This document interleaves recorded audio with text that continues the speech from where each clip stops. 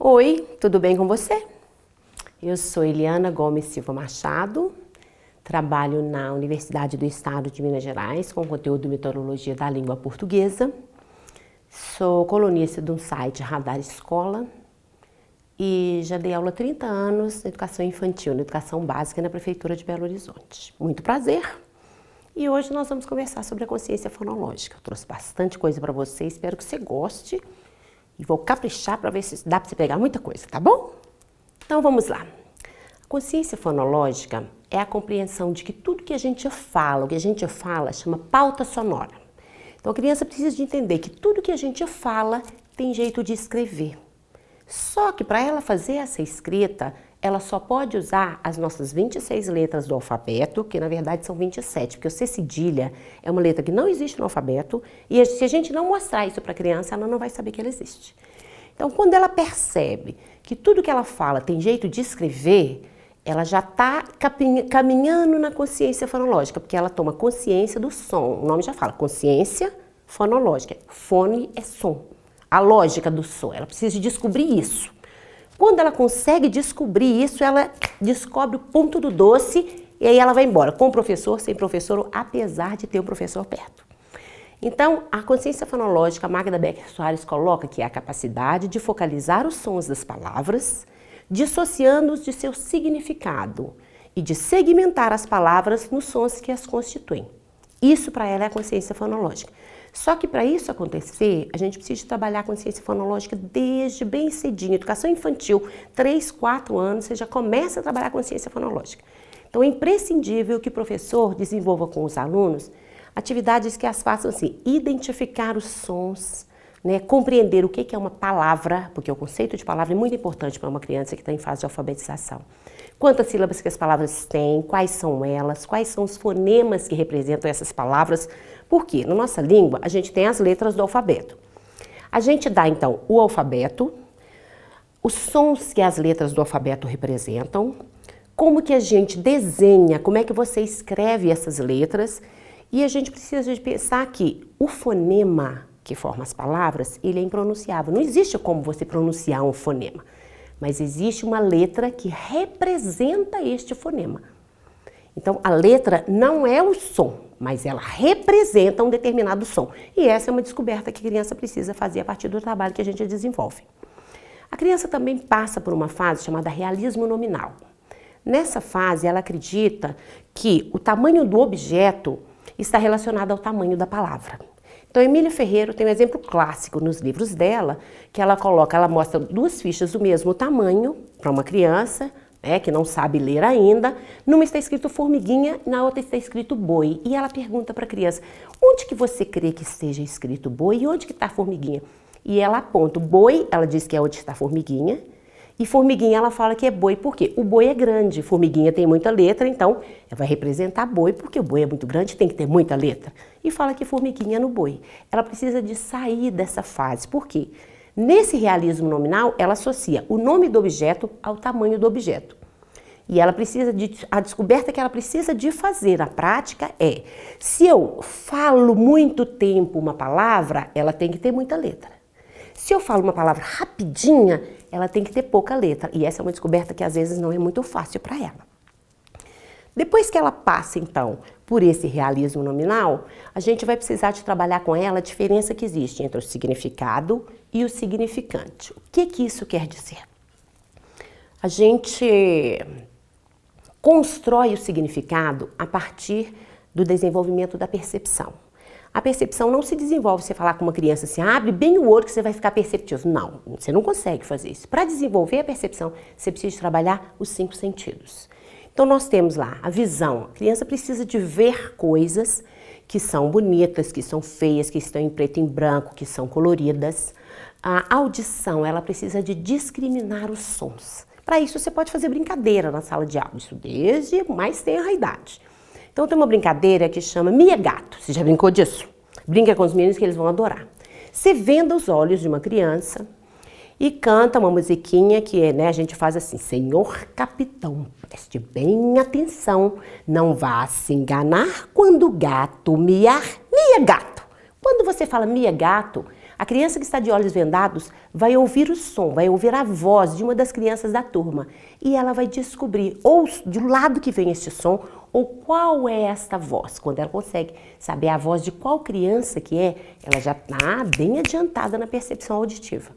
Então você precisa de desenvolver essa percepção auditiva, fazer diversos sons diferentes, sabe? Batido de toquinho, movimento do corpo, batidas no corpo para ela poder repetir, para ela poder fazer igual a você, para educar o ouvido, para ela conseguir ouvir sons diferentes e saber identificá-los. Por que que isso é importante? Porque quando ela vai ouvir o som das letras, ela vai fazer a identificação. Essa letra representa este som. Olha a ligação que tem da brincadeira com o conhecimento que a criança precisa construir. E aí, então, você precisa desenvolver também o paladar. Como é que você faz isso? Leva coisa azeda, leva coisa doce, leva coisa amarga para a criança experimentar. Ela vai perceber, então, que o doce, ela vai sempre com a língua na pontinha que você percebe o doce. O salgado fica no meio, o azedo é lá atrás. Você reparou quando você chupa um limão, você come alguma coisa que é azedo, não sai aquela aguinha lá, assim? Então, ela é uma percepção que ela precisa de ter, mas ela só consegue adquirir isso através da experiência com isso. Temos então lá o tato. Ela precisa de pegar em coisas que são macias, que são duras, que são leves, que são pesadas, que são flexíveis, porque ela vai, né, tipo um silicone assim que ela vai mexer. E nesse tato ela vai descobrindo diversas coisas. O olfato a gente desenvolve quando a criança para cheirar coisas que são um perfume, uma coisa que é um enxofre que tem um cheiro muito ruim, sabe? Ela percebe então cheiros que são muito diferentes uns dos outros. À medida que ela vai fazendo isso, ela vai fazendo associação. Isso assim é pesado, isso assim é salgado, isso assim é cheiroso, isso assim é macio e isso faz com que ela consiga construir o significado das coisas. Por exemplo, uma laranja.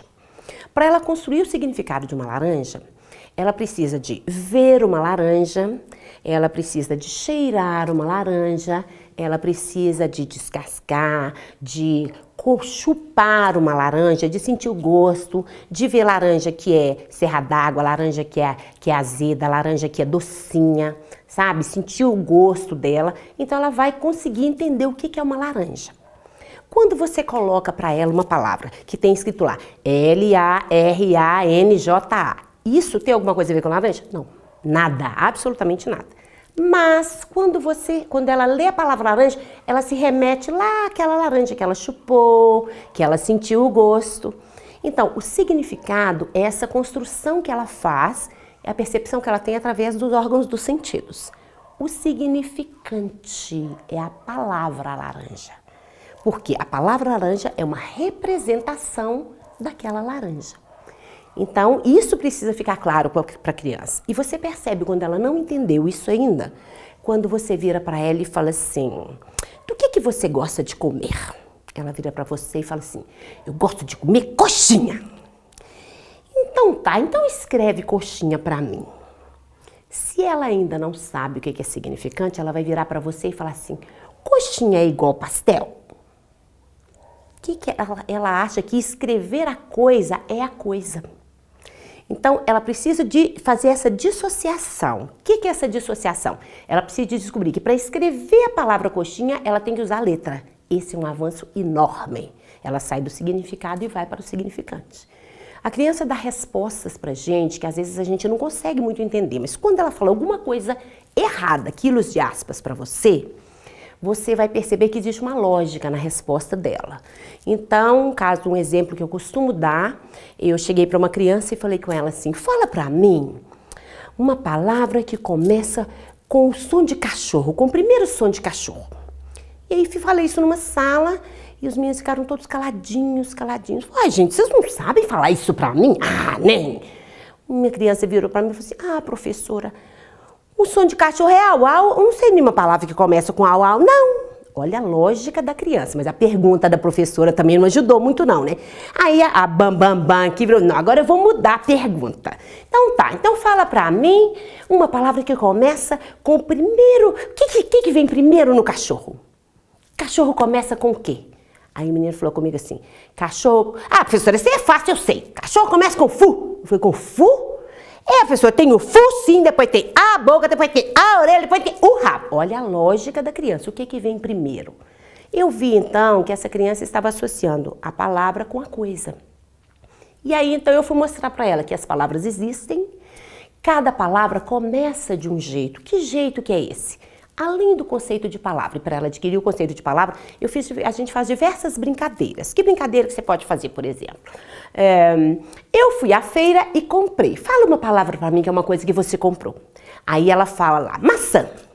Eu vou então ao quadro, escrevo essa palavra maçã no quadro. Se as crianças conseguirem me ajudar a escrever a palavra maçã, elas ajudam. Se não, eu escrevo e vou falando como é que letra que a gente usa e tal, tal, tal.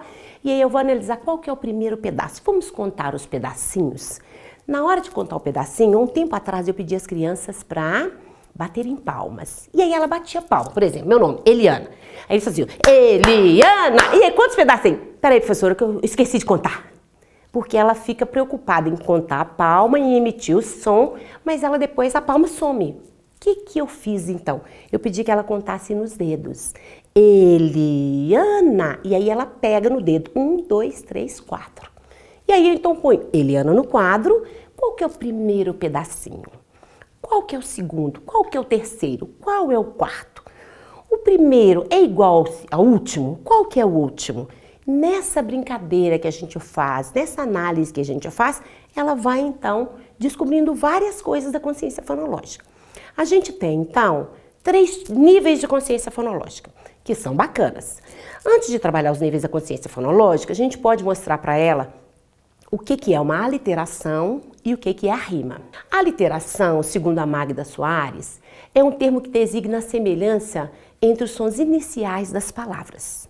E a rima é a designação da semelhança entre os sons finais das palavras. Por exemplo, viola e cartola terminam iguais, né? Terminam igual.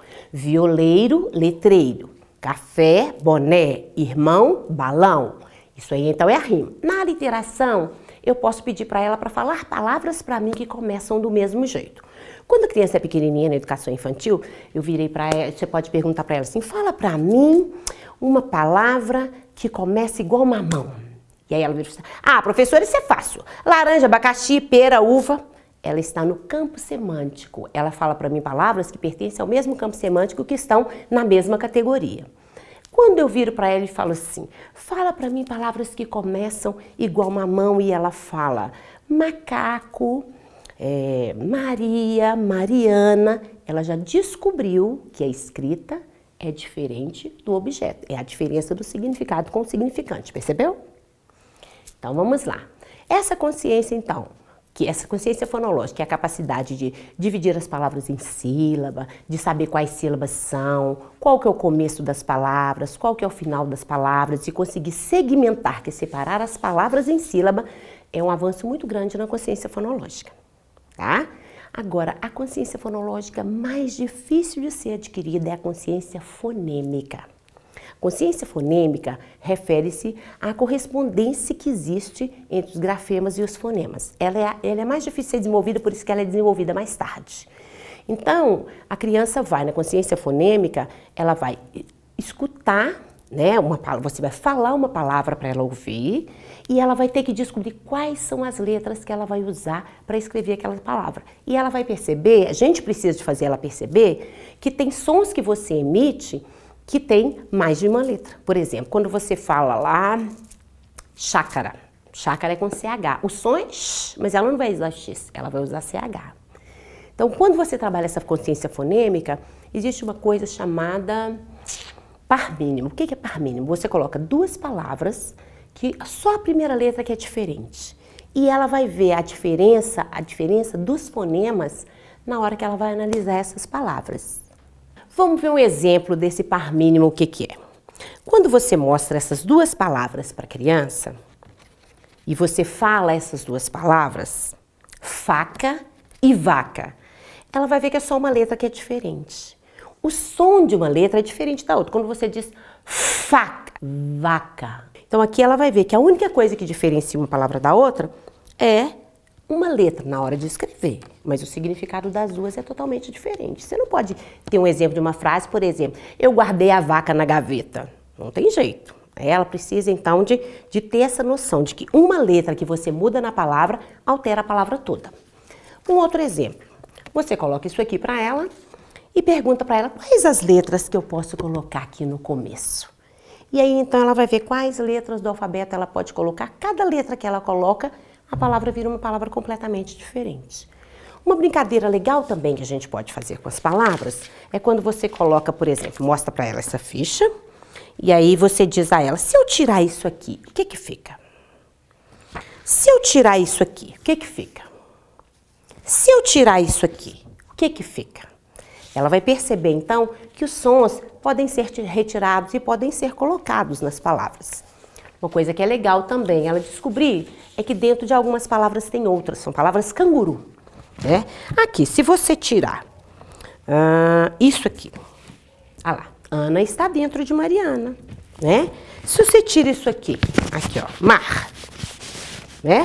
Você vê que o mar está dentro de Mariana. Dentro de Mariana você pode tirar várias palavras. Essas brincadeiras, então, que você vai fazendo, chama-se análise linguística. Essa análise linguística é muito importante para a consciência fonológica. Então vamos lá, a gente já viu várias coisas com relação à teoria. Agora eu vou sugerir para vocês diversas atividades que você pode trabalhar na prática com as crianças na sala de aula. Essa brincadeira com as palavras é uma atividade que dá legal. Você pode fazer bingo. O que é o bingo?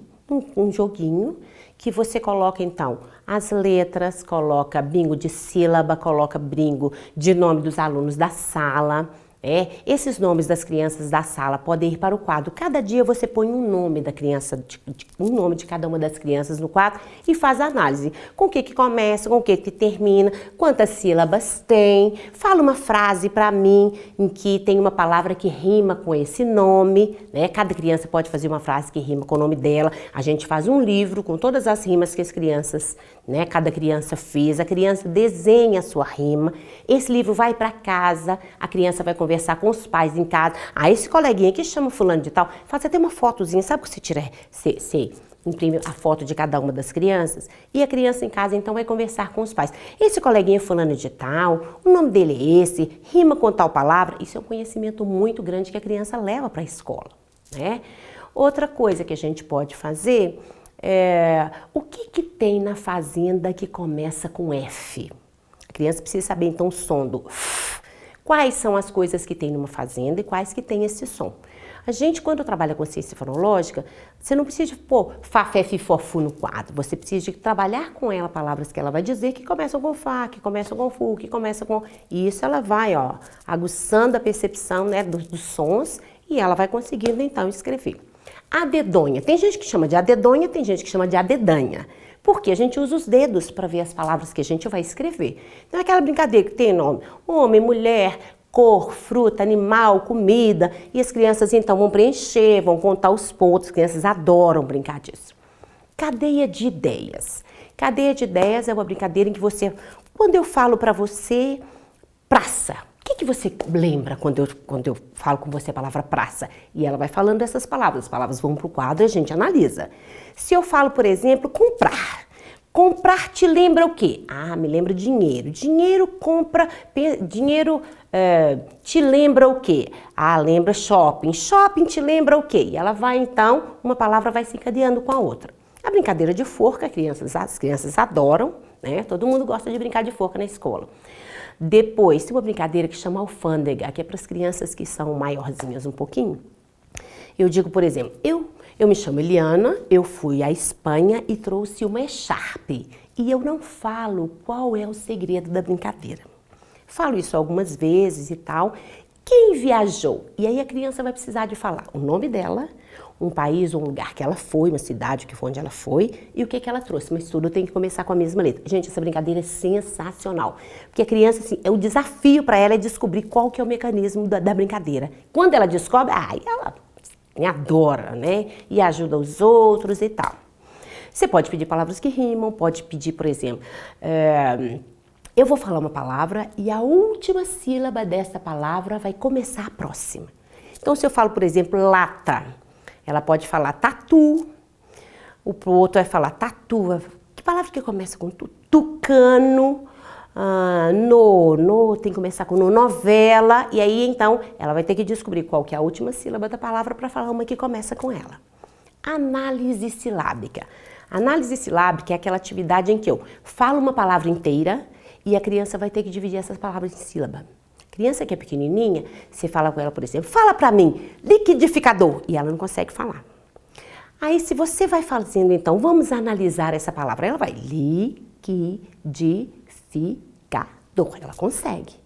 E a síntese silábica, eu falo as sílabas todas separadas e ela vai falar a palavra inteira. Por exemplo, chocolate, eu falo como se fosse um robô e ela tem que juntar tudo.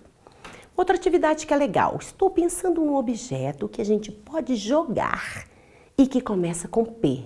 Ela tem que desenvolver diversas funções mentais para ela conseguir descobrir isso, né? Outra atividade, só pode completar a palavra que você vai falar para mim que começa com K. E aí eu vou trabalhar o campo semântico, ó. Maçã, laranja, limão e aí ela tem que falar uma palavra que começa com K. Olho, boca, nariz e... ela vai completar. Jogos. Gente, jogo é uma coisa fantástica para a alfabetização. Alfabeto móvel é ouro em pó dentro da sala de aula de alfabetização. Então leve muitos jogos para a sala de aula, todos que você conseguir fazer. Se não existir algum que você quer, crie algum que vai ser super bacana, tá bom? Então, olha, a criança, quando ela trabalha com ciência fonológica, quando ela está no início da alfabetização, ela faz a leitura pela via fonológica. Ela vai falando, então, cada um dos sons, ou ela vai falando cada uma das sílabas. Então, a leitura dela é mais lenta. Mas, à medida que ela consegue identificar palavras em que ela faz a leitura rapidinha, ela consegue ler com fluência. Para quê? O que a gente precisa fazer para a criança ler com fluência? Ela precisa saber ler a palavra, ela precisa saber o significado da palavra, e ela precisa saber como que escreve essa palavra. Quando ela consegue fazer isso, a fluência, ela vai, porque ela bate o olho, ela já consegue ler a palavra, né? Uma coisa que é super bacana é você ler todos os dias para as crianças. Uns 10 minutos, 15 minutos, e às vezes o professor acha assim, eu vou ficar lendo história todo dia, eu vou perder tempo. Não, gente, isso é ganhar tempo. Quando você lê para a criança uma história e você conversa com ela sobre a história, ela tem acesso a diversas coisas. Ela tem acesso à linguagem culta, ela tem acesso à interpretação dos textos, à compreensão dos textos. Então isso é muito importante na sala de aula. Por favor, faça isso, tá? E o livro didático é um suporte excelente para a sala de aula, mas ele não alfabetiza. Ele cobra a leitura, mas ele não alfabetiza. Então, essas atividades de consciência fonológica, a consciência fonológica sozinha não garante a alfabetização, mas sem ela também a criança não lê. Isso é uma coisa que a gente precisa de compreender. Então, a gente precisa de colocar a criança, desde que ela entrou na escola, para ler e para escrever, mesmo que ela não saiba ler ou não saiba escrever. Leve para a sala de aula a maior quantidade possível de gêneros textuais que você conseguir. E a criança precisa saber qual que é a função do gênero, em que lugar que ele é usado, quem que escreveu, para quem, sabe? Qual que é o objetivo dele, qual que é o conteúdo dele. Então, além de trabalhar com os gêneros textuais, a professora precisa trabalhar também o gênero textual, porque senão ela dá um gênero em cima do outro, ela não explora nenhum deles e a criança pode então saber diversos gêneros, mas ela não vai conseguir ler. E aí então o que é trabalhar o gênero? Ela precisa saber qual que é aquele gênero, qual que é a estrutura dele, sabe? Onde que tem o nome do autor, né? Quais são as partes que ele tem, saber a diferença de uma poesia para uma receita, por exemplo, né? A poesia tem verso, tem estrofe, a receita tem tem os ingredientes e tem o modo de fazer. Então, isso é muitíssimo importante. E para a criança fazer isso, conseguir perceber essas coisas, a professora precisa de ter uma sequência didática de atividades que vão fazer a criança chegar aonde ela quer que chegue. Essa sequência, então, de atividades a gente trabalha na parlenda, no trava-língua, né, nos textos da tradição oral que são muito importantes ser levados para a escola. E a gente precisa também de fazer com que a criança identifique, assim, para que aquele texto serve? Para isso precisa trabalhar sistematicamente, bem detalhadamente, cada uma das coisas. A criança precisa então perceber que ela pode escrever diversas coisas para diversas pessoas. ela precisa saber qual o conteúdo da escrita e quem que é o interlocutor, porque se muda o interlocutor, a escrita também vai mudar. Então, pela escrita, o que a criança pode fazer? Informar, avisar, advertir, anunciar, descrever, explicar, comentar, opinar, argumentar, instruir, resumir, documentar, fazer literatura, organizar as coisas quando ela faz as listas lá, registrar alguma coisa e divulgar os conhecimentos que ela produz. Então, na escola, ela precisa escrever em todas as circunstâncias que você puder, põe ela para escrever, porque é muito legal, tá? E essas habilidades de ler, falar, escrever, ouvir, são muito importantes na escola. E o que eu trouxe aqui para vocês, o que eu tentei colocar, são coisas que você pode fazer na sala de aula que vai fazer a criança avançar no conhecimento dela. Registra todos os eventos que acontecerem na sala, sabe? Põe a criança para escrever mesmo que ela não saiba. E com essa atividade de escrita você vai vendo em que lugar que essa criança está, em que nível, em que estágio que ela está e vai pensar atividades então que você vai fazer para ela poder sair desse nível e chegar num nível mais elevado, tá bom? Então, fica aí para você a teoria e a prática da consciência fonológica, que você faça bom proveito dela na escola e arruma bastante brincadeira, bastante coisa para a criança analisar as palavras e tal, porque elas vão vazar na alfabetização e você vai ver como é que a consciência fonológica é boa para trabalhar a alfabetização, tá bom? Um abraço para você, tudo de bom e mãos à obra, hein? Faça bom proveito disso lá, tá?